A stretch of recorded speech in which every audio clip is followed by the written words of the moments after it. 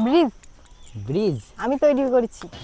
Guys এই দিকটা কত সুন্দর জায়গা, আমার বউ এই জায়গায় বসে রয়েছে। ও বউ, তুমি কোথায় বসে আছো? Bridge bridge. আমি তৈরি করেছি। ওরে বাবা, একটা প্রশ্ন করবো? বলো। বলছি, কোন জিনিস ভাঙলে মানুষ আনন্দ পায়?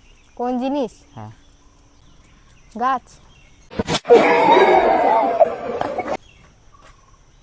বলো, কোন জিনিস ভাঙলে মানুষ বেশি আনন্দ পায়? বেশি? হ্যাঁ। লোকের ফোন।